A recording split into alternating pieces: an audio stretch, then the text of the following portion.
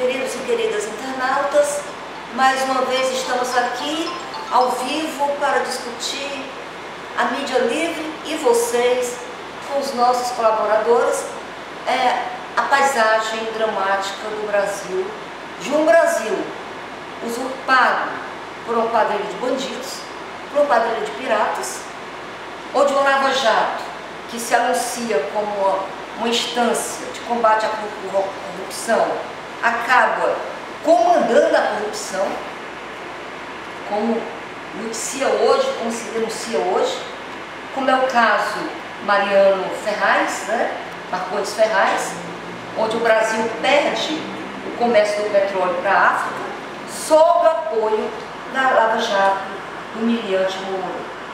Então nós estamos aqui nesse contexto para discutir essa situação, a reação do povo, a situação do Supremo Tribunal Federal, do Poder Judiciário, do estado de exceção, da reação do nosso povo e o que nos reserva nessa dramática situação. Para isso estamos aqui, contando com a colaboração do Ibiapina, para nos ajudar nesse bate-papo, e os convidados aqui presentes, o advogado Deodato Ramalho, ex-vereador de Fortaleza, e em breve assumindo a presidência do PT municipal, não é isso? E o vereador Guilherme Sampaio, dirigente estadual do Partido dos Trabalhadores, para nos ajudar nesse debate, porque além de advogado, além de vereadores, além de ter experiência como secretário de Estado, como assessores de Estado, também são militantes políticos, partidários na Organização dos Trabalhadores. Portanto, não existem pessoas com melhor condição para situar essa questão. E ao lado dessa grande discussão nacional, o impacto de tudo isso aqui. Então, a primeira questão que eu gostaria de colocar para empurrar esse debate é sobre a questão ainda da soberania nacional. De instante, sistematicamente, o usurpador tem, com o apoio do Congresso de Piratas, assina com uma ação. A mais recente, denunciada pelo senador Lindenberg Farias, é o Amazon Log 17. Eu queria que vocês pronunciassem sobre isso. E qual o impacto disso sobre a floresta amazônica e sobre o Brasil em termos de soberania nacional. Bom, quero cumprimentar os companheiros e a companheira Leda que estão aqui participando desse espaço democrático da mídia alternativa para contribuirmos com as discussões dos relevantes temas nacionais e, enfim, internacionais, locais, visando principalmente refletir com a nossa comunidade a necessidade do nosso engajamento para enfrentar esses tempos tão difíceis que estamos atravessando nos últimos anos aqui no Brasil e no mundo, na verdade. Em relação a esse tema que a Leda coloca, é muito importante que nós, brasileiros, estejamos atentos a essas ações, a essas iniciativas de entrega da nossa soberania que têm sido feitas pelo governo golpista do Michel Temer e desse Congresso absolutamente subserviente aos interesses do grande capital nacional e internacional. Nós sabemos que, e não é novidade para ninguém, que os Estados Unidos é uma nação imperialista, que a maior referência ou a maior força da nação americana, ou diria a maior indústria da nação americana, é a indústria da morte, que é a indústria armamentista, que tem interesse geopolítico, de hegemonia, de se estabelecer nos vários quadrantes do mundo. Nós tivemos aí, principalmente a partir da ditadura de 64, uma presença massiva na nossa América do Sul e na nossa América Latina como um todo, dos Estados Unidos, num processo de intervencionista. E a partir do momento que nós tivemos aqui no Brasil o governo de cunho popular, liderados pelo presidente Lula e depois pela presidenta Dilma, que nós tivemos um chega para lá nessa subserviência, nessa subordinação do Brasil a esses interesses do imperialismo americano. E daí, como exemplo do Brasil, nós tivemos depois na Bolívia, na Venezuela, no Equador, né? O próprio Uruguai também, que tudo foram essa ocupação desses espaços de poder por forças populares na América Latina e na América do Sul, foram influenciadas fortemente pelo início do que aconteceu aqui no Brasil com a eleição do presidente Lula. E nesse momento de retrocesso que nós estamos vivendo, de conservadorismo, né, os Estados Unidos estão agora novamente avançando nessa tentativa de ocupar esses espaços que, de um certo modo, a partir de 2003, passou a ser diminuído aqui na América do Sul e na América Latina. Daí a gravidade da situação que passamos a ter aqui no Brasil com essa possibilidade por conta do governo entreguista do Michel Temer, que já agora se coloca à disposição dos Estados Unidos para, né, juntamente Brasil, Estados Unidos e Colômbia, evidentemente que um certo sofisma, né, bota Colômbia e Brasil, mas no fundo é exatamente para abrir espaços, como já se tentou no passado, com a ocupação da base de Alcântara pelos Estados Unidos na época do governo Fernando Henrique Cardoso, e que graças à mobilização das forças populares e nacionalistas brasileiras, conseguimos, né, impedir que aquilo acontecesse. Então é algo muito grave, né, mais uma agressão à soberania nacional, porque não se engane, uma base dessa, com a presença do imperialismo norte-americano, é uma base de espionagem, é uma base de ocupação do território nacional para ser uma extensão desse imperialismo americano.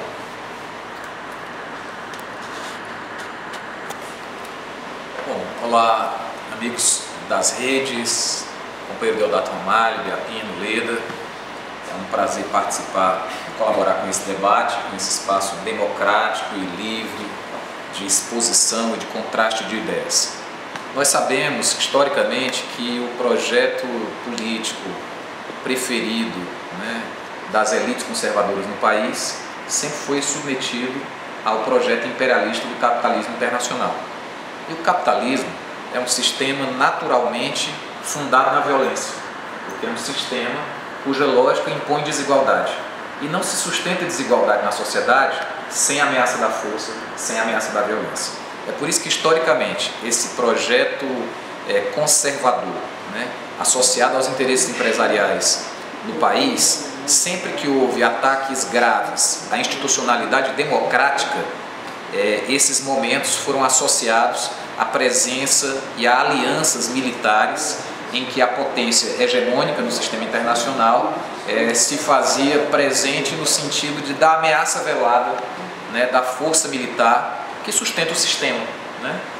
A violência em todos os níveis, a violência expressa na desigualdade intrínseca à lógica de produção capitalista, a violência simbólica que o sistema impõe, desconstituindo a humanidade, né, da sociedade, e a ameaça velada da violência e a entrega, né, a submissão colonialista, né, de países, de estados, em períodos de retrocesso democrático, como acontece novamente no Brasil. Em 64 foi assim, em outros momentos da história foi assim, e agora com esses exercícios militares, a presença de tropas americanas aqui na Amazônia, na tríplice fronteira, né, Colômbia, Peru, eu acho, e Brasil, esses exercícios num território de imenso simbolismo na soberania nacional. Há quanto tempo nós debatemos a respeito do papel da Amazônia e das ameaças e dos ataques que historicamente se fazem à soberania brasileira sobre a Amazônia, né? Em nome, lá atrás, da defesa da proteção ambiental, já se falava de internacionalizar a Amazônia. Eu lembro de livros escolares, de teses que defendiam esse argumento sob a lógica da incapacidade que o Estado brasileiro teria de manter aquela área que tem uma importância da biodiversidade, uma importância ecológica muito forte para o planeta. E esse era o pretexto para tentarem introduzir. Veio o governo popular e democrático do presidente Lula, a sequência com a presidenta Dilma, e eles deixaram isso de lado. Quando vem agora mais um golpe, de novo, essa presença subjacente da força militar, são mais de 70 bases americanas na América Latina, que constituem um eixo de sustentação político desse processo imperialista que se associa ao sistema capitalista. Então, o Brasil precisa dar um basta a esse momento que nós estamos vivendo de retrocesso de todas as ordens e retrocesso no projeto do Estado Nacional. Nós tivemos lá atrás com o Vargas a estruturação de um Estado Nacional, a afirmação de um projeto de país, tivemos um ciclo um pouco mais liberal, mas que também se relacionava com isso no governo Juscelino, e tivemos com o presidente Lula e a presidenta Dilma o realinhamento do que seria um projeto nacional, uma inserção soberana do país, né, o estabelecimento de relações para além das fronteiras, da dependência histórica em relação aos Estados Unidos, a constituição dos BRICS, né, do banco ligado aos BRICS, tudo isso se relaciona com a soberania nacional. E essa experiência, esses exercícios militares agora aqui na Amazônia, se associam com outras decisões políticas que têm o mesmo simbolismo. Nós tivemos recentemente novas operações comerciais envolvendo leilões de exploração do pré-sal, ou seja, a riqueza estratégica capaz de trazer a autonomia energética e a autonomia econômica para o nosso país, mais uma vez entregue ao capital internacional. É a lógica do golpe que nós já conhecemos muito bem, precisamos enfrentar, denunciar e vencer e superar. Alguma questão, Beatriz? Vou só reforçar o que já foi dito, falei de duas perguntas inerentes a esse tema, tanto para o doutor Deodato, que foi inclusive secretário de Meio Ambiente de Fortaleza, e há comentários que esse é um bom trabalho, e Guilherme, professor e parlamentar, de modo que são duas pessoas com capacidade de analisar os fatos e até propor. Duas coisas, essa forma belicosa como os Estados Unidos tratam o mundo. O Guilherme já falou de mais de 70 bases militares dos Estados Unidos aqui na América do Sul. O Brasil está cercado. No mundo todo são 860 bases. Na Coreia do Sul são 18 bases, todas elas com ogivas nucleares. Os Estados Unidos tem 15.000 ogivas nucleares, é o país que mais tem ogiva nuclear. Então há uma ameaça velada, e era isso aí, né, que eu gostaria que você fizesse uma análise em relação a isso. O porquê para um internauta conosco, nós já agradecemos essa força que vocês têm dado, porque o número de pessoas é enorme, que acessam aqui, que conseguem comentar o que se fala, é muito grande. E também a Casa Vermelha, que tem sido um espaço de combate, um bom combate. E segue um espaço para que se faça esse debate, aqui na Avenida da Universidade 2197, é uma iniciativa no espaço popular do vereador Guilherme Sampaio. Então, feito esses agradecimentos, ouvir a sua opinião em relação a isso. Quer dizer, por que então os Estados Unidos têm tanta necessidade de ter armas? E faz parte, aí é que eu já pergunto para o Leonardo, que será a outra pergunta, dessa questão da dominação. Os Estados Unidos, como nós sabemos, você mesmo falou da geopolítica, os Estados Unidos e o Canadá são região dominante, os demais são região dominante. A Amazônia é a região da maior biodiversidade do planeta Terra. Além da biodiversidade, tem muitos minérios, tem a água e tem a madeira. E como o Guilherme falou, nos Estados Unidos hoje se estuda nos livros de geografia do Brasil vai até o Pará, que lá é uma região internacional, deve ser de preservação internacional, nos livros de geografia. Esses moleques que hoje estão estudando, amanhã eles serão soldados na guerra. Então a sua opinião em relação a preservar a Amazônia, a preservar a identidade nacional do Brasil, a estrutura nacional do nosso Brasil, ou seja, a estrutura que eu falo no sentido de soberania nacional. Primeiro o Guilherme, depois o Diogo. Muito obrigado pela pergunta, Biapino. Historicamente, a expansão capitalista sempre foi associada ao processo bélico, né, a ameaça bélica. E isso sempre foi justificado perante a sociedade global, associado a motivos pretensamente nobres que funcionavam como um corta-luz, né? Às vezes a ameaça terrorista não sei aonde, às vezes a ameaça de existência de armas químicas sob a responsabilidade de governos que seriam irresponsáveis do ponto de vista político. Outras vezes, como lembrávamos há pouco, a ameaça ambiental a ecossistemas que são importantes para o planeta, como é a Amazônia. Então, o sistema sempre inventa uma razão para intervir no sentido de se autopreservar, no sentido de garantir mercados. E mesmo com, historicamente, uma série de desmoralizações públicas, como é o caso do Iraque. Durante quanto tempo o imperialismo vendeu a ideia de que havia armas químicas no Iraque e era preciso fazer aquela intervenção, milhares de pessoas foram mortas, um trauma para aquela sociedade que é muito conflitual, tem seus processos próprios, né? O problema na Síria também passa por esses interesses. Quando os interesses americanos são contrariados, se encontra uma justificativa humanitária para intervir economicamente, e por detrás disso está o interesse do capital, o interesse de explorar as riquezas, o interesse inclusive de explorar a mesma riqueza que hoje é objeto da cobiça internacional no Brasil, que é o petróleo, né? Então, esse processo é bastante antigo, que é uma associação intrínseca da sustentação e da expansão capitalista, da expansão imperialista ao processo belicoso, digamos assim, né? Ao processo militar.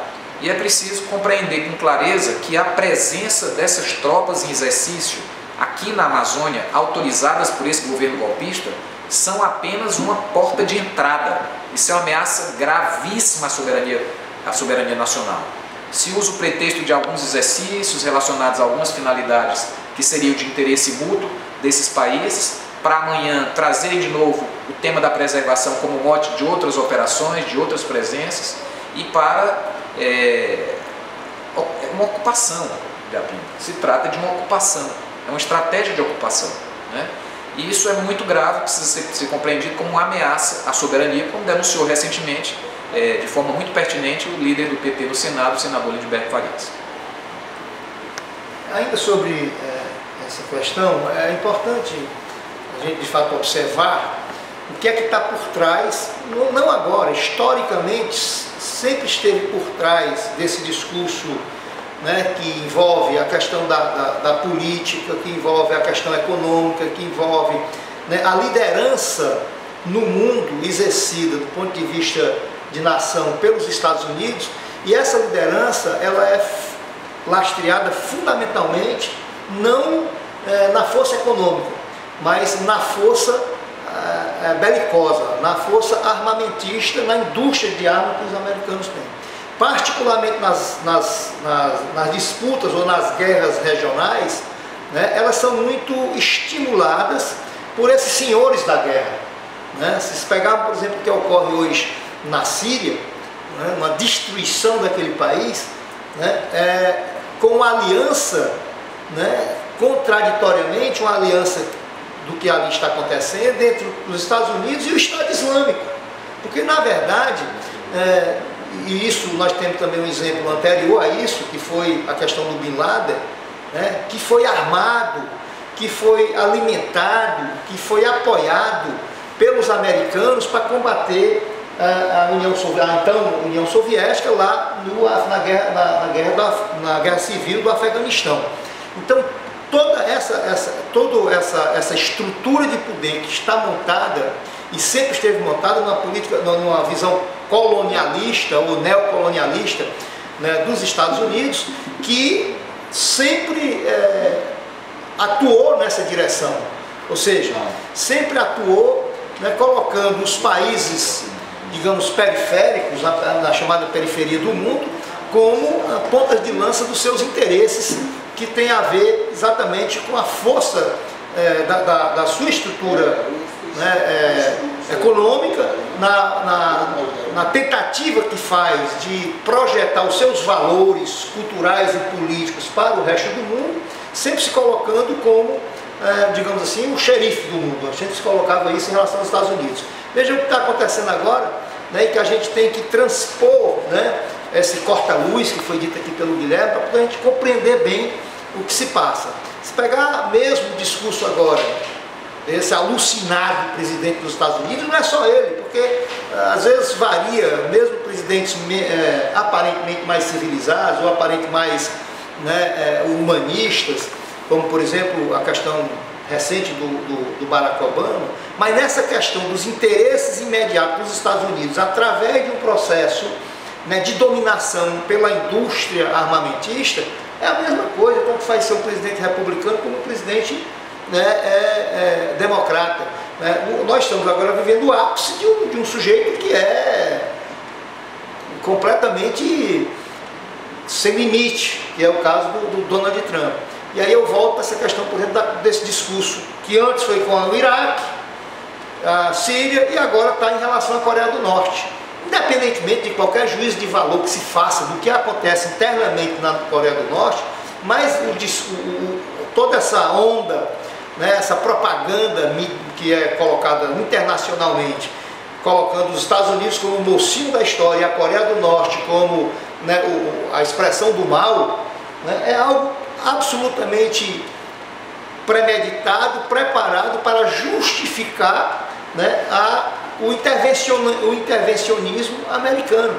Porque uma coisa a gente tem que ter claro, do ponto de vista das guerras, né, do ponto de vista da alimentação de disputas armadas pelo mundo, né, a gente sabe que a história não nos deixa mentir. Né? Isso é alimentado pelo capitalismo. Né? De todas as guerras que nós passamos, tirando aqui as razões da Primeira Grande Guerra Mundial e da Segunda Grande Guerra Mundial, mas de lá para cá, da Segunda Grande Guerra Mundial para cá, nós tivemos inúmeros conflitos mundiais, regionais, que ceifaram a vida de milhões de pessoas. E quem é que estava no olho do furacão na alimentação dessa tragédia? É o capitalismo, é o interesse, né, da indústria armamentista, sobretudo dos Estados Unidos. Evidentemente que a gente não pode deixar também de registrar que quando havia a chamada Guerra Fria, quando havia um outro polo de disputa de poder, você tinha a União Soviética, que também tinha uma forte presença militar no mundo. Mas quando nós analisamos quem foi que iniciou os grandes processos de conflitos armados em várias regiões do mundo, você vai ver que foi exatamente o interesse econômico dos Estados Unidos e também, além do interesse econômico, esse interesse de impor às nações, né, o modo de vida americano. Ou seja, numa intervenção à soberania, que é um dos princípios basilares da política internacional, é a soberania dos estados, né, que compõem, né, os estados que formam aí o mundo. Aliás, né, precisa ser um observador atento, basta ler os jornais conservadores norte-americanos, e mais particularmente dos Estados Unidos, para ver o que eles reconhecem. Há uma superacumulação da produção, não tem mercado consumidor, mais de 1/3 da força humana que trabalha está desempregada. É preciso promover guerras, violências. A guerra é destruir para reconstruir, para continuar a escoar a produção. E aí? Me permita, a esse propósito, depois da destruição do Iraque, quem é que está dentro do Iraque para reconstruir aquilo tudo?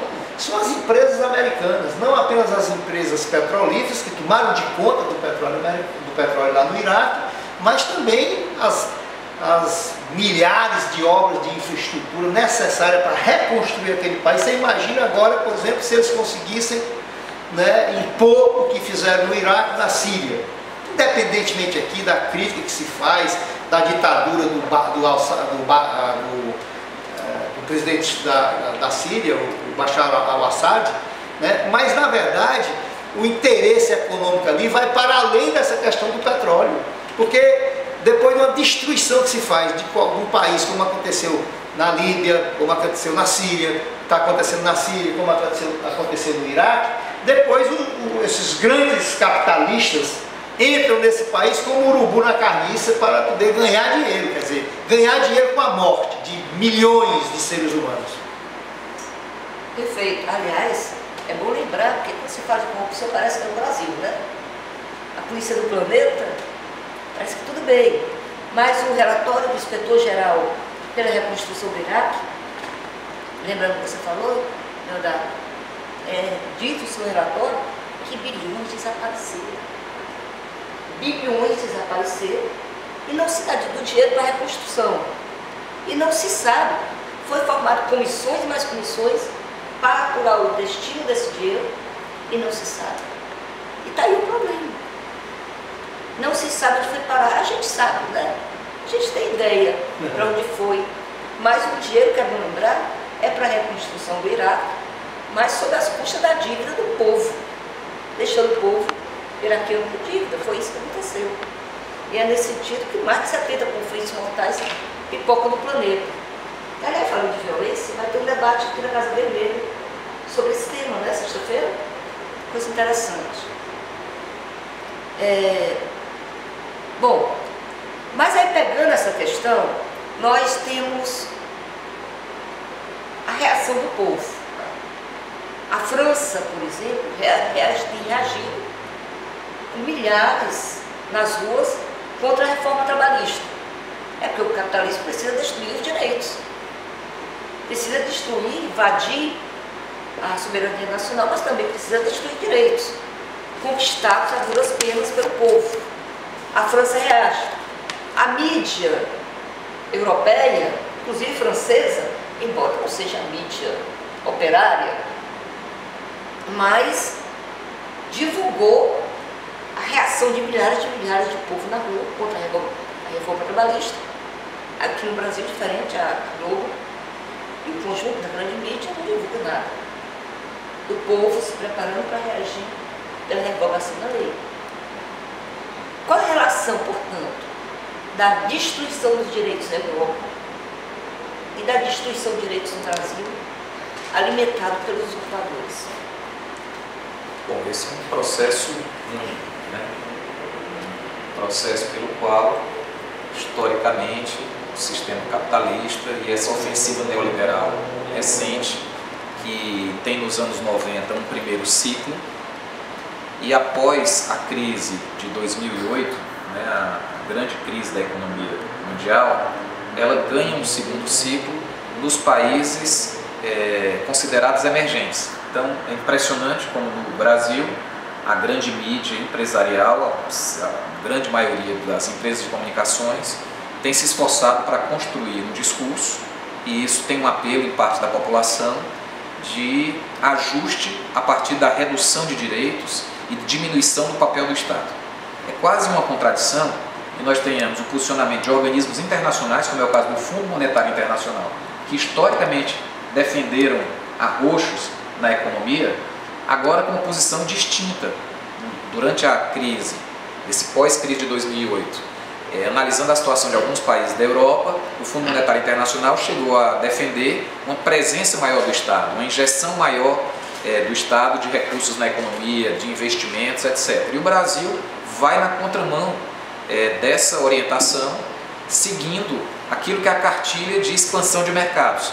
A reforma, ou contra-reforma da Previdência, que se apresenta aqui no Congresso Nacional, que infelizmente está enterrada, porque a credibilidade do governo é tão baixa, que não tem mais condição, com a proximidade do ano eleitoral, de aprovar qualquer emenda constitucional. Essa votação recente da denúncia contra o presidente golpista dá uma demonstração clara de que o governo não tem força mais para aprovar a reforma de Previdência nenhuma no Congresso, com a eleição se aproximando. Felizmente, graças à resistência popular, à resistência dos sindicatos, que foi construindo, né, essa percepção que era muito explícita para todos nós no começo, mas em função do processo de comunicação, né, da propaganda midiática que se fez em torno do golpe, né, da agenda da retomada do crescimento, parecia que naquele início uma parte da população brasileira tinha mordido essa isca, achando que depois do golpe haveria um saneamento das contas públicas, haveria um enxugamento do papel do Estado, haveria uma retomada da economia, e hoje só quem celebra a retomada da economia é grande empresário. Os trabalhadores continuam na peia. A gente abre o jornal e a gente vê o esforço dos colunistas de economia de dar boas notícias, e a vida real diz o contrário. Os direitos sociais carcomidos, ameaçados com essa emenda constitucional que estabeleceu um teto para os gastos sociais. Portanto, é um processo único de desmobilização, de fragilização, de quebrar os elos da classe trabalhadora, e a gente não precisa ir na Europa para ver isso não. Aqui em Fortaleza, quando o papel do Estado deveria se solidarizar com milhares de desempregados, a Prefeitura acaba de aprovar na Câmara Municipal a mudança do horário do comércio, retirando da lei um artigo que determinava que os patrões tinham que negociar com os funcionários para abrir nos feriados, para abrir no domingo, para abrir 24 horas. A Prefeitura, o Temer aprova lá no Congresso a reforma trabalhista, e a Prefeitura muda aqui a lei do comércio, tirando essa trava. É um sistema só. Por trás disso, qual é a lógica, Leda? Vender o slogan Fortaleza Competitiva. Competitiva para quem? Competitiva para quem vem se apropriar, para quem vem usurpar, para quem vem explorar. Essa mesma Prefeitura que aprovou recentemente uma lei de desocupação do solo, revogando uma área de interesse ecológico, atendendo ao pedido do mercado empresarial, sancionada no dia seguinte, depois que saiu da Câmara Municipal, a mesma lei de desocupação do solo que aprovou um artigo, infelizmente oriundo da Câmara Municipal, mas com interesses da Prefeitura, que determinou a anistia de todas as empresas que não estavam regulares porque estavam no zoneamento que não permitia a sua instalação, ou numa via, numa rua, que não permitia aquele tipo de atividade. Ou seja, Deodato, você que foi secretário de Meio Ambiente, eu acho que deve se arrepiar ouvir isso. Passou aquele chamado Marco Zero. Quem pecou está perdoado, quem não pecou não peque mais. Então, e é interessante ver os dois pesos e as duas medidas do sistema. E o Estado burguês dando guarita ao interesse do mercado. Porque para empresas há esse tratamento favorecido, esse tratamento dócil. E, enquanto isso, a população pobre, que mora em áreas que são vulneráveis, que são áreas não regulamentadas, são áreas, às vezes áreas próximas à área de proteção, é colocada para fora com a força do cacetete policial. Então, é essa associação entre o Estado burguês e o sistema que precisa ser compreendido. Nós precisamos, no campo da esquerda, aprofundar, aperfeiçoar uma pedagogia popular para a gente explicar que esse sistema jamais vai produzir justiça, jamais vai produzir paz, jamais vai produzir igualdade. Precisamos desenvolver essa competência, e a mídia livre, os espaços como esse, vamos propiciando essa oportunidade de estabelecer esse diálogo com a população. E nessa linha, Guilherme, Leda, meus companheiros e companheiras que estão nos acompanhando pela net, na mídia alternativa, aproveitar para chamar a atenção de todos, para curtir, comentar e compartilhar, essa nossa reflexão, para que nós possamos de fato alcançar o maior número de pessoas possíveis para cutucar, nos tirar do comodismo, da inércia, de um certo modo, a grandes segmentos da população que está meio atordoado com o que está acontecendo e não está percebendo que o governo golpista do Michel Temer, e que, evidentemente, com a cumplicidade do Congresso Nacional, que é amplamente dominado por setores do capital nacional e internacional, que tem interesses comuns, usaram, por exemplo, a narrativa que começou praticamente, digamos assim, de modo mais agudo em 2013. Você imagina que em 2013, e sem esquecer aí o papel fundamental nisso tudo, desse entorpecimento da população, o papel da mídia monopolizadora, da mídia empresarial, que tem os mesmos interesses, até porque são grandes setores desse capitalismo nacional, que é a mídia aí que é comandada por 6 ou 7 famílias.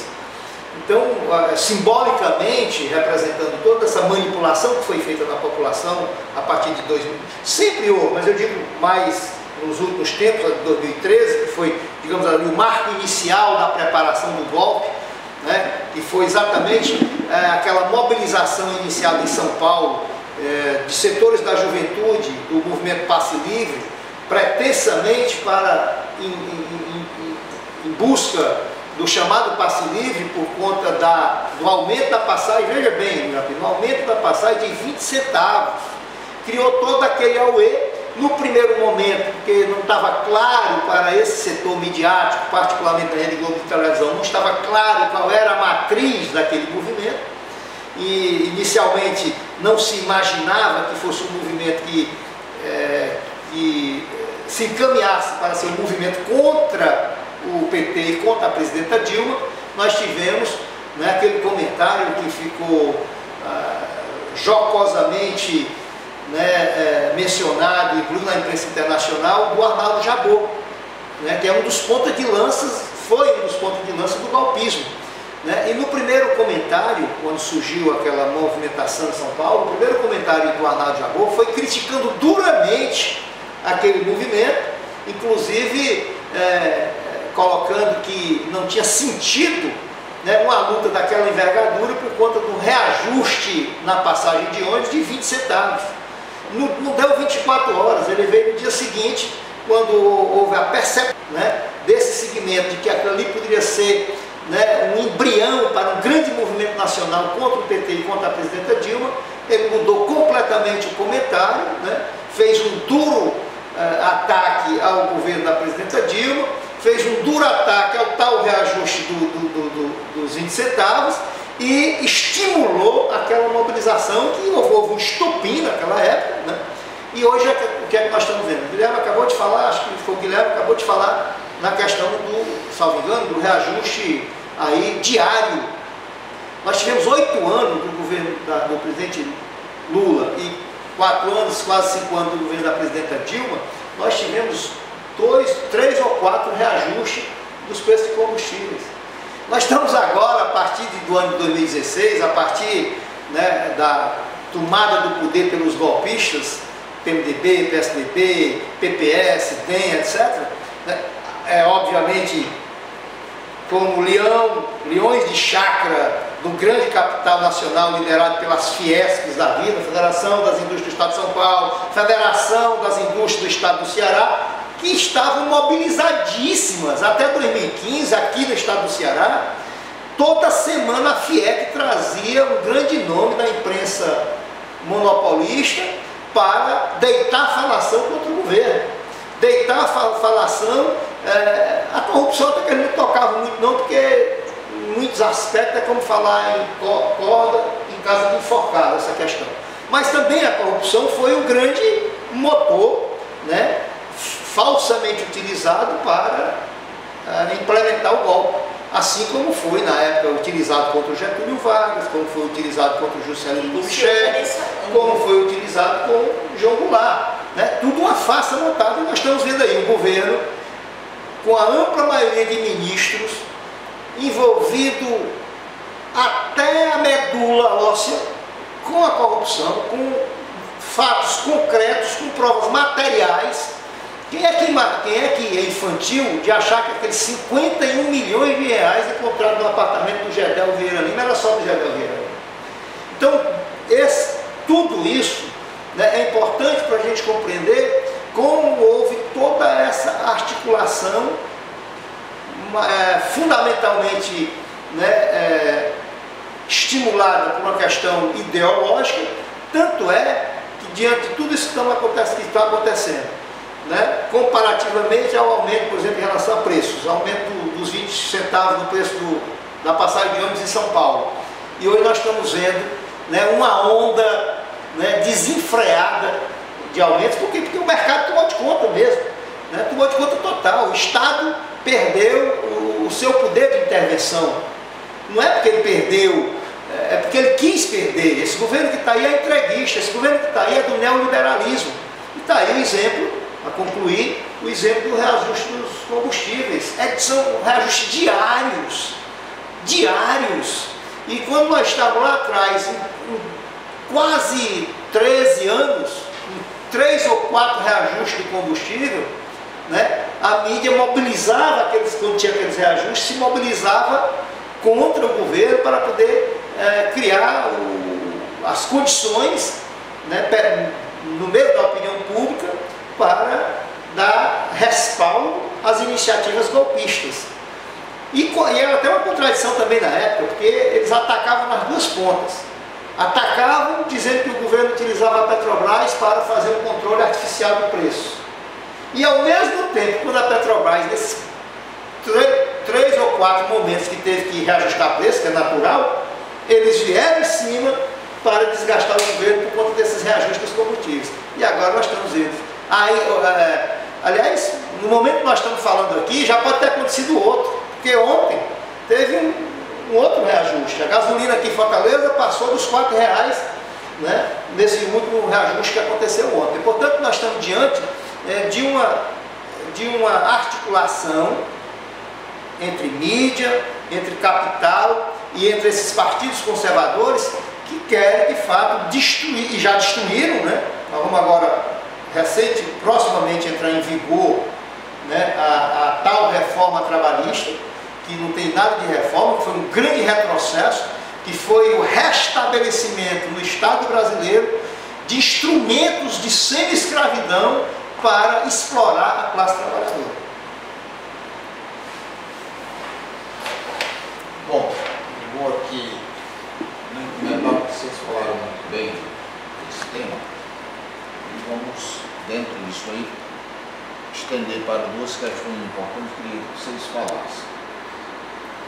Guilherme é parlamentar, ou seja, como vereador de Fortaleza, ele representa a população de Fortaleza. Esse é o modelo de democracia representativa, onde nós elegemos um representante nosso, alguns representantes nossos, para nos representar. No Brasil, nós estamos passando por uma crise política de identidade desse modelo. Grande parte dos parlamentares brasileiros perderam a noção do ridículo. São tão canalhas que eles perderam a noção de se envergonhar por ser canalha. Cometer um erro, todos nós cometemos, e a gente se envergonha desse erro que a gente comete. Agora, você cometeu um erro e depois comete um outro erro para dizer que o erro que você cometeu não foi um erro, na verdade, e tentar enganar as pessoas de forma descarada, que se viu também, Deodato, como crítica, sabe? Muito grande em nível internacional. Vejam bem, os mesmos parlamentares em nível nacional, ou seja, deputados federais, eles aprovaram na Câmara dos Deputados lá um projeto de lei acabando com o fator previdenciário, lembra disso? Para botar a bomba na mão da Dilma. O fator previdenciário quem criou foi o Fernando Henrique, que era o fator previdenciário, grosso modo, dizia o seguinte: antes você, para se aposentar, tinha que ter 35 anos de carteira assinada. Pronto. Com o Fernando Henrique ficou diferente. Você precisa ter 35 anos de carteira assinada, mas no mínimo 53 anos de idade. E quanto mais velho você for, maior é o valor da sua aposentadoria. Esse é o fator previdenciário. É isso. Aí eles acabaram com o fator previdenciário, para ficar a mesma coisa que era antes, 35 anos e já poderia se aposentar. Dilma vetou. Eles queriam botar a bomba na mão da Dilma para criar um clima de insatisfação contra a Dilma. Pois bem, esses mesmos deputados federais agora estão de acordo com o com o presidente da República, o Michel Temer, para fazer a reforma ou contra a reforma da Previdência Social. Quer dizer, é muito canalha. Em 2016, eles acabaram com o fator previdenciário. Em 2017, eles estão fazendo uma coisa que é 1 milhão de vezes pior que o fator previdenciário. Então, Guilherme, tua opinião sobre o parlamento brasileiro. E em relação aqui ao companheiro Deodato, advogado, e durante sua vida, eu sei que você teve um pouco da sua inteligência no sentido de ajudar os mais precisos. Deodato, a tua opinião em relação a essa reforma trabalhista, e com essa ideia também do Estado mínimo, qual será a situação da classe trabalhadora brasileira, que hoje já é paupérrima do ponto de vista de possuir bens materiais, nos próximos anos? Bom, antes da gente continuar o debate, eu ouvi a fala do advogado Deodato e do vereador Guilherme Sampaio. Nós queríamos agradecer compartilhamentos, comentários, o apoio, as curtidas de nossos e nossas internautas, que é fundamental. Eu não sei se todos estão acompanhando, mas o número de compartilhamentos, de visualizações tem sido assim algo impressionante. Eu mesmo fico impressionada. Quer dizer, um retorno extremamente positivo para a gente, é um reforço à mídia alternativa, porque nós somos tão desprovidos disso, né? E hoje nós estamos nos sentindo gratos por isso. Então pedimos para continuar compartilhando, curtindo, comentando as nossas lives. E também reforçar nosso agradecimento à Casa Vermelha. Espaço sustentado pelo vereador Guilherme Sampaio, mas que nós temos nos apossado, né, com as visões as mais diferentes, ocupado esse espaço, e agradecemos. Dessa vez nós estamos com você aqui para agradecer pessoalmente esse espaço democrático que nós temos ocupado com essa nossa live. Mas aí, só para complementar a tua fala, a tua pergunta dirigida aos nossos convidados, eu queria acrescentar uma deixa que você colocou, Guilherme. A história não é uma ação separada, é uma ação única. Tanto que acontece nacionalmente, como acontece mundialmente nos espaços locais, né? E aí me lembra o posicionamento recente do desgoverno Temer, dizendo isso, que não é possível aprovar a reforma da Previdência. Talvez eles não consigam o número necessário para aprovar a contra-reforma da Previdência. Mas faz lança uma preocupação. Nós temos que nos dirigir e pressionar o Eunício Oliveira, PMDB Ceará, e o Maia, para garantir o apoio, envolver o apoio do empresariado e dos governadores. E entra a questão que você falou, dos governadores. Quer dizer, a pressão para aprovar a contra-reforma da Previdência, me parece que do ponto de vista estratégico do governo, ou do desgoverno Temer, é investir uma pressão sobre os governadores. E aí entra o nosso problema. Entra a questão que para mim é fundamental hoje, que é a política de alianças. E queria que vocês posicionassem sobre isso.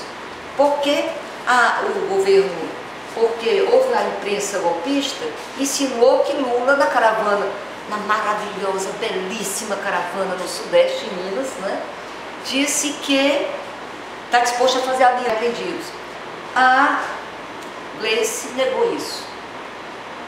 Negou e disse que a aliança do Lula e do PT é com a classe trabalhadora. Bom, eu vou aqui tentar resumir o máximo possível, até porque certamente é o nosso último bloco, mas lembrar, que nessas articulações que foram feitas para estimular ou insuflar a população contra a presidenta Dilma e o presidente Lula, né, nós temos que lembrar o que aconteceu em 2010 com a questão da CPMF. A CPMF que tinha sido aprovada na época do Fernando Henrique Cardoso e que foi feita uma ampla mobilização midiática contra a CPMF sob o argumento de que a CPMF penalizava os mais pobres. Uma grande farsa, uma grande mentira.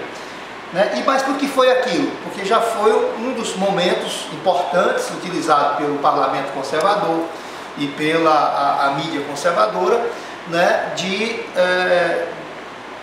criar dificuldades, né, visando impedir a reeleição do presidente Lula, né, em 2010.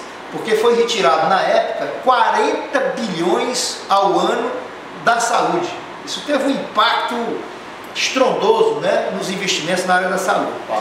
Em relação, sob o comando, no caso aqui do Estado do Ceará na época, do senador, hoje senador Tasso Gereissati, que agora, recentemente, se desnudou completamente ao articular a salvação, né, do mandato do Aécio Neves gravado, né, dizendo aquelas monstruosidades do ponto de vista da corrupção e do ponto de vista ético e moral, inclusive com a figura do primo dele. E mais uma outra, voltando aqui também para essa questão da tragédia que nós estamos enfrentando, nesse momento que entra em vigor a reforma trabalhista, a reforma semi-escravocrata trabalhista, com a criação do instrumento, por exemplo, como o do trabalho intermitente, que retira completamente, né, a possibilidade do trabalhador ter uma carreira específica, e o trabalhador ter a segurança de que vai trabalhar no dia seguinte para poder garantir o sustento da sua família, porque ele vai ser agora, né, pago, no caso do trabalho intermitente, vai ser pago por hora trabalhada, ele vai ficar como um exército de reserva aqui, o patrão utiliza só contando a hora que ele vai trabalhar, o que é algo absurdamente retirador, né, da dignidade da pessoa humana, né, do trabalhador. E eu resumo isso numa declaração que aí traz uma outra ponta para esse debate, Guilherme, que é o papel do Poder Judiciário no nosso país, a partir do Supremo Tribunal, com posições absurdamente seletivas em todos os aspectos, inclusive recentemente, aí, agora por ocasião da prova do Enem, essa decisão, né, lastimável da ministra presidenta do Tribunal, do Supremo Tribunal Federal, a ministra Carmen Lúcia, que numa ofensa frontal à Constituição Federal, numa ofensa frontal à Declaração Universal dos Direitos Humanos, numa ofensa ao que foi construído a duras penas pelo mundo civilizado, que é a questão do respeito à dignidade da pessoa humana, ela dá uma decisão que permite que quem vai se submeter à prova do Enem possa livremente manejar discursos de intolerância e de ódio contra os direitos da pessoa humana. Num esquecimento completo de uma regra muito básica no direito, que não há numa democracia, aliás, em sistema jurídico nenhum, não há direito absoluto. Na medida em que você tem na Constituição, ao mesmo tempo que você tem um artigo que garante a livre liberdade de expressão, ao mesmo tempo você tem outro artigo que garante, por exemplo, o direito à imagem das pessoas, ao mesmo tempo você tem um fundamento maior de qualquer Constituição democrática do mundo, que é a promoção da dignidade da pessoa humana. Então, se você pegar países como a Alemanha, países como a França, agora mesmo a França estabeleceu uma legislação muito dura para combater essa questão da intolerância, né? Na Alemanha não se pode publicamente, uma pessoa não pode publicamente, a pretexto de ter a liberdade de expressão, de defender a monstruosidade do nazismo. Pois bem, o Poder Judiciário aqui no Brasil acaba de colocar essa conquista humanitária na lata do lixo. E, concluindo em relação à reforma trabalhista, o ministro do TST, um ministro conservador, presidente do TST, o Ives Gandra Filho, né, que tem posições próximas da TFP, da famigerada TFP, Tradição, Família e Propriedade, ele simboliza a perversidade desse conservadorismo do nosso judiciário, quando ele afirma, recorrendo a uma sentença, a uma retórica do neoliberalismo, né, que é isso mesmo, o capitalismo se alimenta disso, ele joga o trabalhador para ficar em situação de insegurança, para formar um exército de reserva de mão de obra.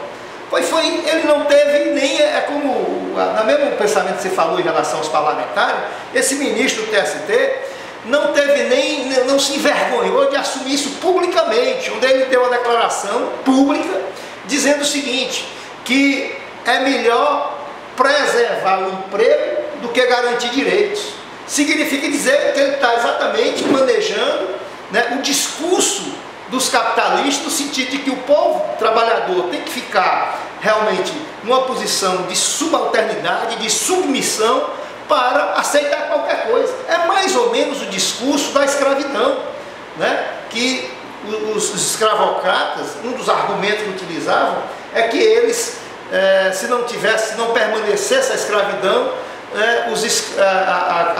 aqueles humanos que estavam escravizados não podiam sobreviver porque não tinha com que se alimentar e porque ainda no estágio recente da nossa sociedade brasileira, aliás foi um dos motivos de muito desgaste na classe média da nossa presidenta Dilma e do nosso governo, foi o avanço civilizatório que o Brasil deu naquela época do reconhecimento do direito dos empregados domésticos e das empregadas domésticas. Vocês lembram que foi um auê, as dondocas da classe média, indignadas como é que ia se estabelecer direitos trabalhistas para os empregados domésticos.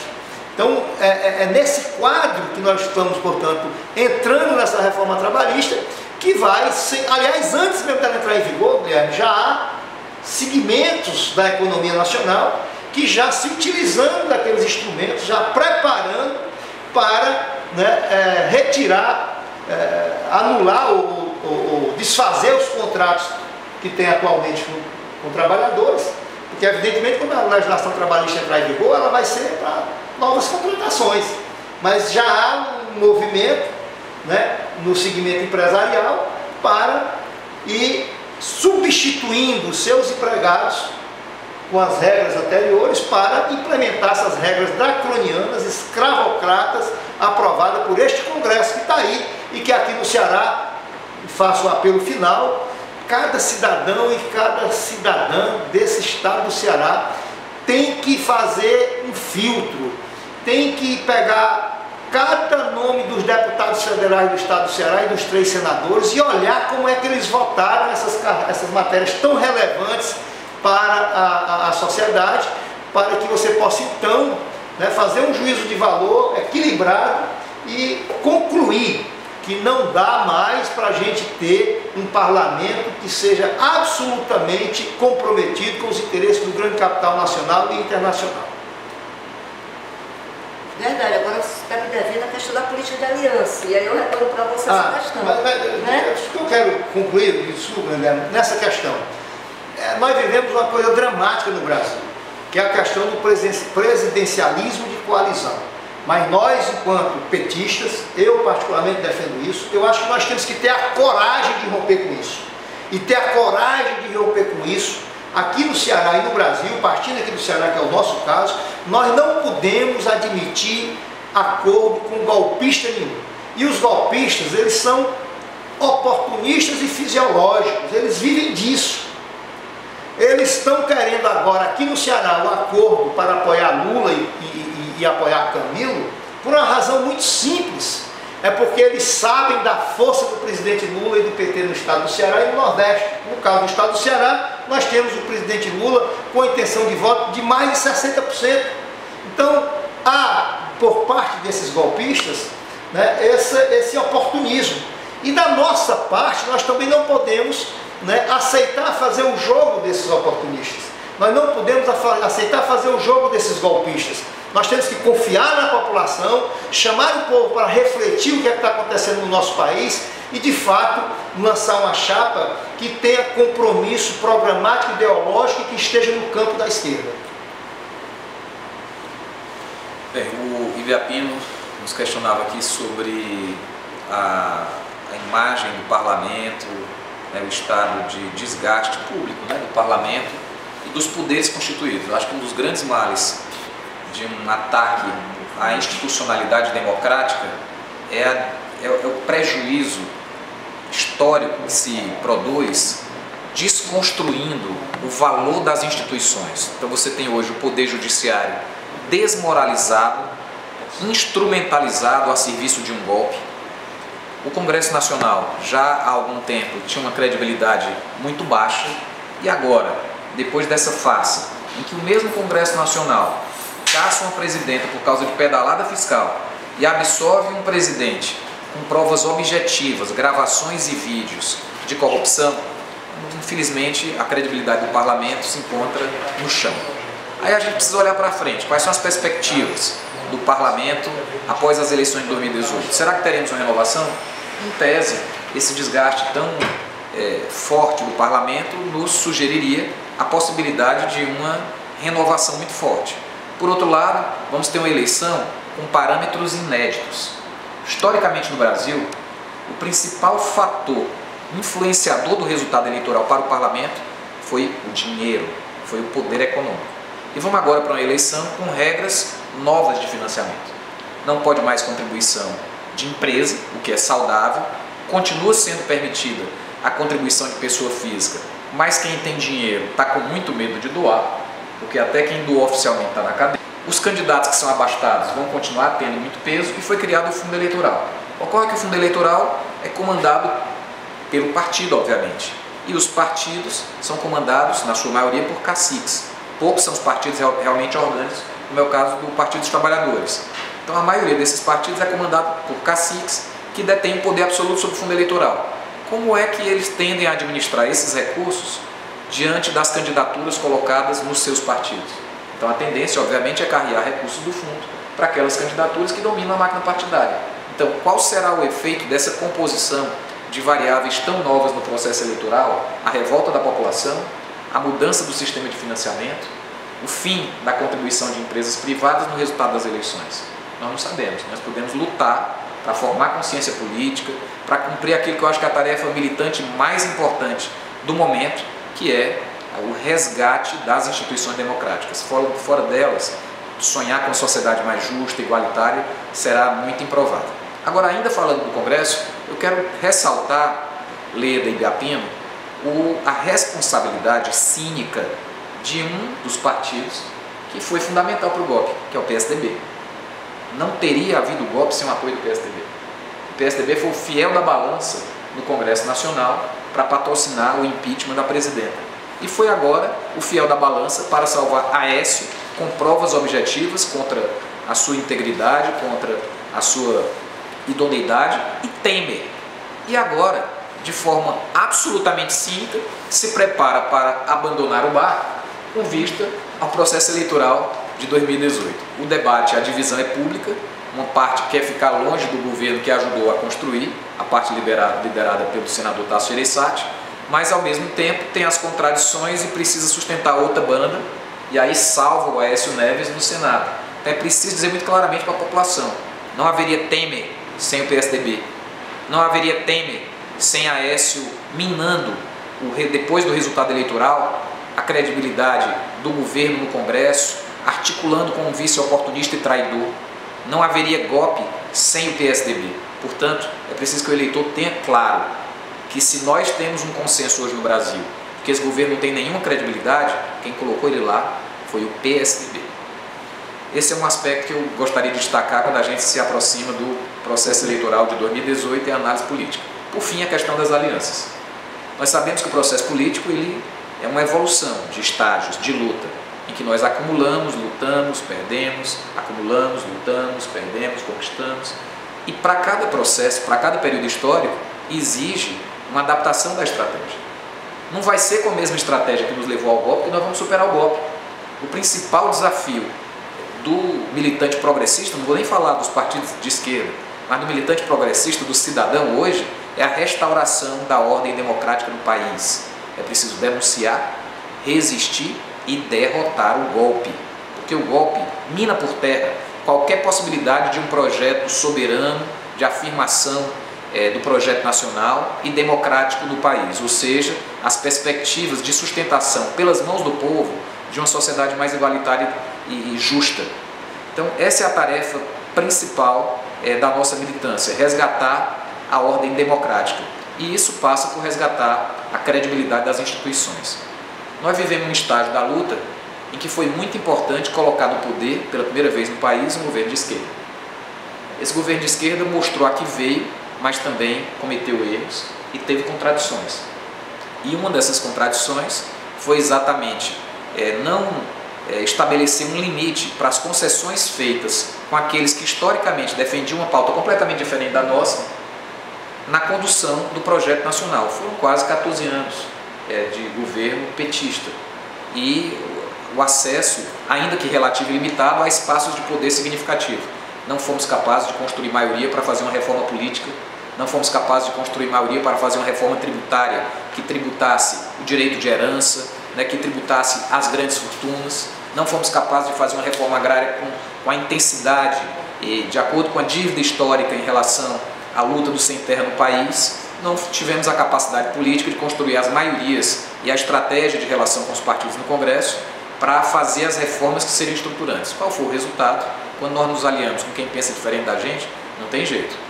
No curto prazo, isso pode nos render uma vitória tática, mas no longo prazo, ou nós nos submetemos a eles, ou eles se submetem a nós. E nós, talvez, superestimamos a nossa capacidade de manejar uma estrutura de poder fortíssima e que domina as estruturas do Estado brasileiro, associada ao interesse do grande empresariado. Então, aquela tática, aquela estratégia, naquele momento, ela possibilitou pela primeira vez o governo de esquerda no país. Isso foi muito importante, até para a população sentir a diferença. Agora nós podemos conversar com o cidadão, com a cidadã brasileira e lembrar ela que o governo do presidente Lula foi só uma amostra do que pode ser um país muito mais justo e mais igualitário. Que os filhos dos trabalhadores chegaram na faculdade, alguns, mas todos podem chegar.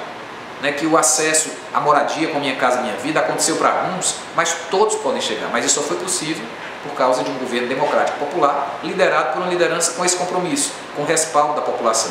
O governo Lula foi só uma amostra grátis do que pode ser o país se nós tomarmos na mão a estratégia de disputar o Estado, de disputar a política, de disputar a consciência.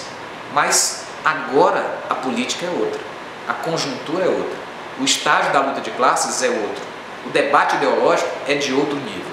Não dá mais para nós irmos para essa disputa com aliança com quem acabou de desconstituir esse principal instrumento da nossa luta, que era o governo democrático popular, liderado por Lula e por Dilma. Então não cabe mais aliança em que uma das estratégias principais é pactuar espaço na chapa majoritária de relevância, como é o caso do Senado, para ser mais objetivo, aliança com a Eunice aqui no Ceará. Não dá mais para pensar esse tipo de aliança com vistas à atual conjuntura política. O povo não vai compreender como é que se denuncia golpe um dia e no outro dia está pedindo para eleger o presidente do Senado, que é o patrocinador do golpe. Não tem condição, tem hora, Leira, tem hora, Ibiapina, que a gente precisa arriscar perder a eleição. Quem não arrisca perder a eleição não ganha a eleição. Às vezes é preciso arriscar perder para ganhar aquilo que é fundamental para a vitória estratégica, para a vitória do longo prazo. Aquilo que não se pode perder nunca, que é a integridade. É possível, em determinados momentos, fazer opções que nos colocam em contradição, até porque o fenômeno humano é o fenômeno da contradição em si. Mas cometer o erro de repetir essas alianças, sabendo o resultado que elas produzem a médio e longo prazo, isso não é perdoado pela população. Então essas especulações é importante dizer. Não existe discussão da direção do Partido dos Trabalhadores em relação à aliança com a Eunice aqui no Ceará. Não existe discussão da direção. Eu faço parte do diretório estadual, converso com o nosso presidente, não existe discussão da direção do PT, e agora falou a presidenta Gleisi Hoffmann, no sentido de montar essa estratégia. Óbvio, existe análise de conjuntura, existem aqueles que especulam sobre o resultado eleitoral e se questionam, às vezes até de boa fé, pensando pragmaticamente, do ponto de vista tático, de garantir uma aliança aqui e fortalecer a campanha do Lula, fortalecer a campanha do Camilo. Existe, essa especulação existe, mas recém-saídos do 6º Congresso, que nós firmamos essa diretriz e ali nós encontramos de novo a força do PT. A unidade do 6º Congresso foi exatamente o reencontro com as raízes, com os princípios que orientam a nossa luta política. Foi por isso que o PT levantou a cabeça e agora está com Lula no primeiro lugar nas pesquisas. E de cabeça erguida, fazendo caravana no interior do país. Então nós não podemos andar para trás de novo. Antes do PED, antes do processo de eleição direta do PT, nós estávamos nessa divisão. Uma parte da bancada federal com receio de qual seria o futuro político do partido, disputando, alguns falando em sair do PT. O Congresso nos permitiu ter o senso de que lá nós estamos, no momento histórico. E esse senso produziu uma deliberação. E a deliberação de não construir aliança estratégica com o golpista. Então isso é fundamental para manter íntegro a razão pela qual se constituiu um partido que se propõe a ser dos trabalhadores, um partido operário, e para atualizar o seu programa, independentemente da avaliação pragmática de alguns que calculam vitória política apenas com os resultados das urnas. Vitória política é vitória de processo civilizatório, é vitória de utopia, não é vitória eleitoral. Resultado eleitoral é resultado de um processo que é também acúmulo das estratégias do capitalismo, da burguesia, para ir adequando o funcionamento do Estado à sua sobrevivência e à sua multiplicação. É por isso que quem tem o espírito revolucionário, e Biapina é nosso professor, tem que ter essa compreensão elementar. Então, não podemos confundir vitória política com vitória eleitoral.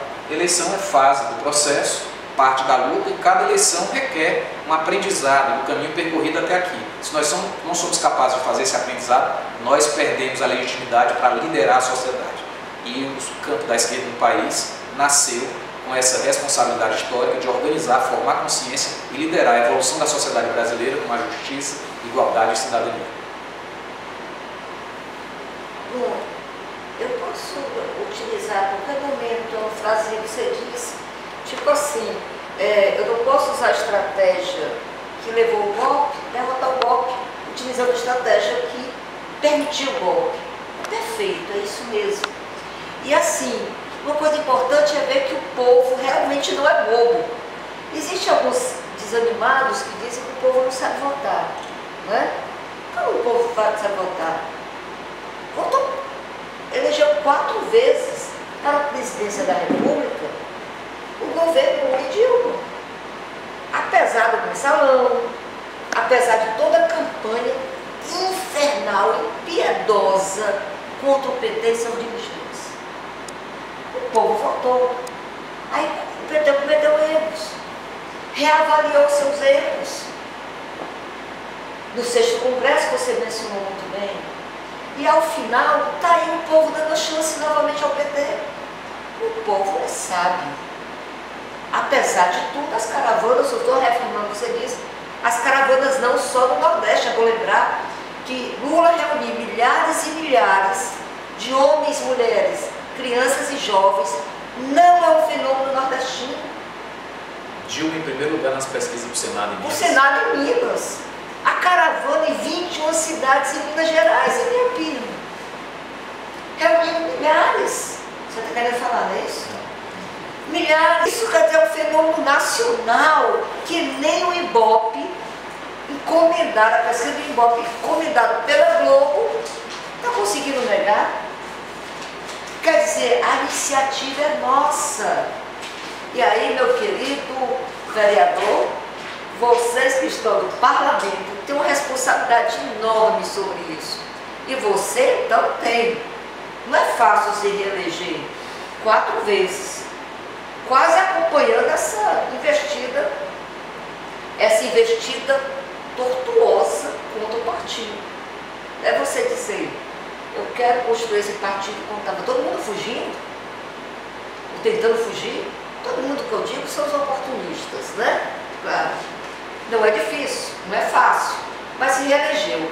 E no parlamento tem. Eu sempre defendi aquela visão seguinte: nós elegemos os nossos parlamentares para nos representar, ser a nossa voz.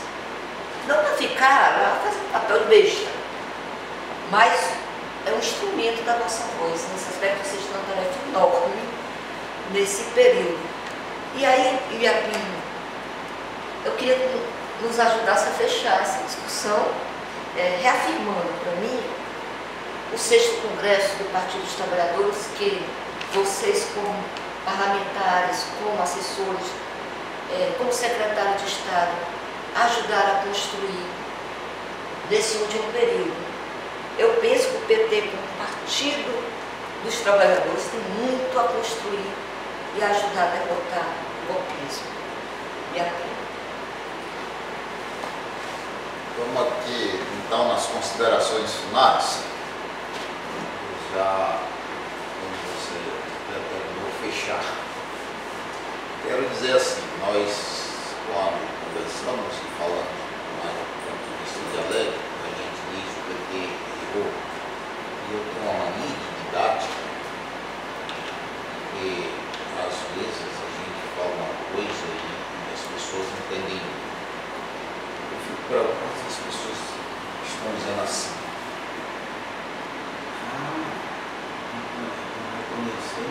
são ladrões, e a Globo fez isso o tempo todo com técnicos de alta qualidade para manipular a mente das pessoas. Isso os meios de comunicação fazem, começou nos Estados Unidos. No outro debate a gente pode até falar o papel dos meios de comunicação em relação a isso. Nós estamos falando aqui de erros políticos estratégicos. O Brasil é um país continental, ou seja, do tamanho de um continente. E é o quinto país maior do mundo e até seria o quarto em terras contínuas. Porque os Estados Unidos é o quarto, mas em terra descontínua por causa do Alasca.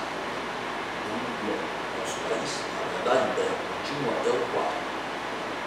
Então, nós temos uma sociedade dominante escravocrata, são todos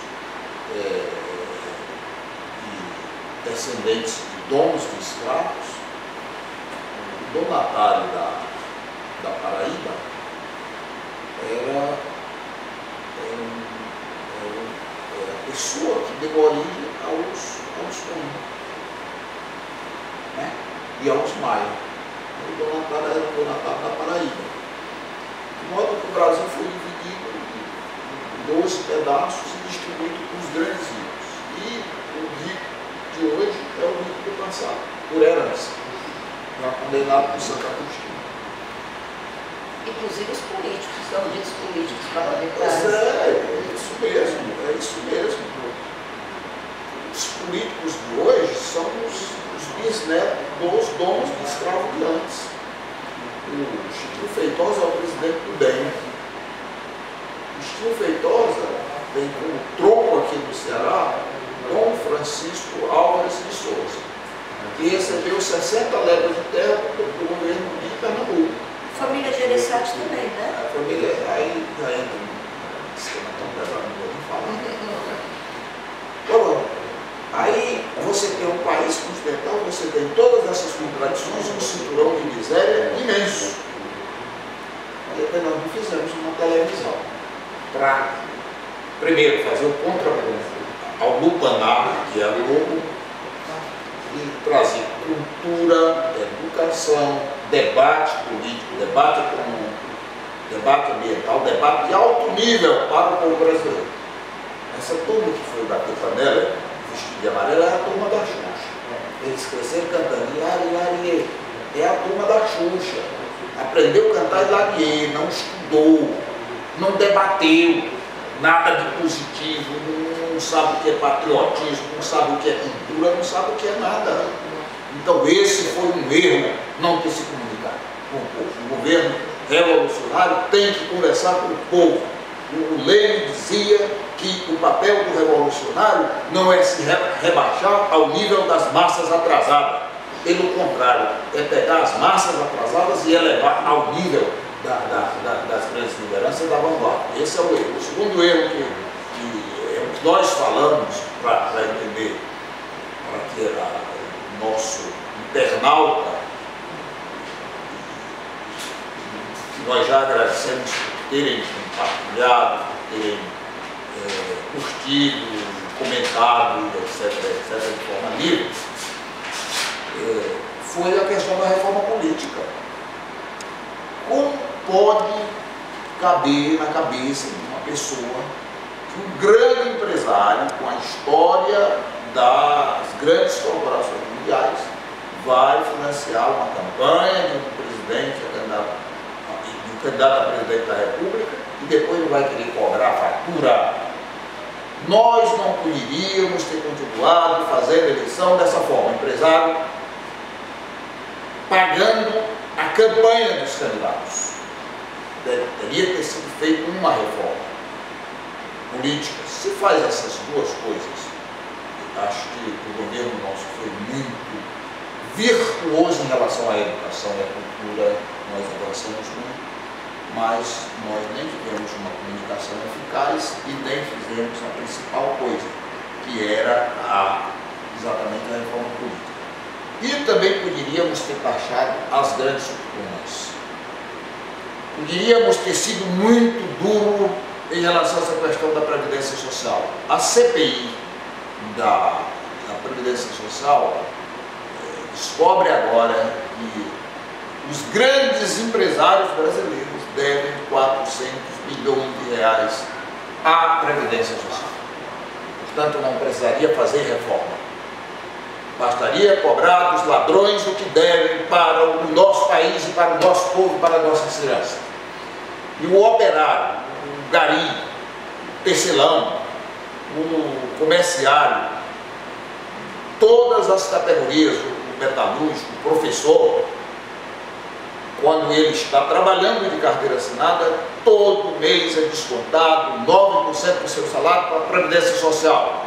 O Itaú, a Oi e outras grandes empresas, o Bradesco e outras grandes empresas, eu tenho a relação das 500 maiores empresas, suprime do salário dos trabalhadores os 9% inerente à Previdência Social e não deposita na Previdência Social. Por isso o déficit. E nós não taxamos as grandes fortunas, não cobramos essa dívida dessas empresas e uma outra coisa que o Guilherme destacou muito bem. Na política de aliança, nós, no caso, quando eu digo nós, o PT fez uma concessão muito grande, fez a aliança e entregou praticamente o poder ao PMDB.